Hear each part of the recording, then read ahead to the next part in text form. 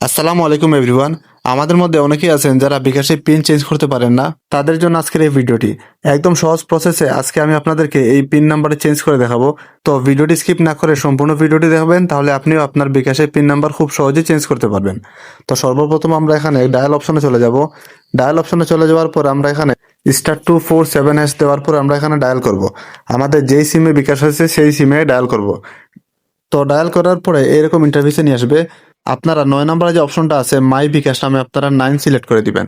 9 select করার পরে send আইকনের উপরে ক্লিক করে দিবেন। সেন্ড আইকনে ক্লিক করার পরে এখানে দেখতে পাচ্ছেন 3 নম্বরে যে অপশনটা আছে চেঞ্জ পিন। তো আমরা এই 3 অপশনের উপরে ক্লিক করে দিব। তারপরে আমরা সেন্ড অপশনে ক্লিক করে দিব। তারপরে আপনার ওল্ড যে পিন নাম্বারটা আছে সেই পিন নাম্বারটা এখানে দিয়ে দিবেন। অর্থাৎ আপনার 5 ডিজিটের যে পিন নাম্বারটা আছে পুরাতন যে পিন নাম্বারটা সেটা আপনারা এখানে দিয়ে দিবেন। তো নিরাপত্তার স্বার্থে আমি এখানে আমার পিন নাম্বারটা ব্লার করে দিছি। তারপরে আপনারা আপনাদের পিন নাম্বারটি এখানে দিয়ে দিবেন। তারপরে সেন্ড আইকনের উপরে ক্লিক করে দিবেন। সেন্ড আইকনে ক্লিক করার পরে আপনি নতুন যে পিন নাম্বারটা দিবেন 5 ডিজিটের, সেই পিন নাম্বারটা এখানে বসিয়ে দিবেন। তো আমি নতুন একটা পিন নাম্বার বসিয়ে দিলাম।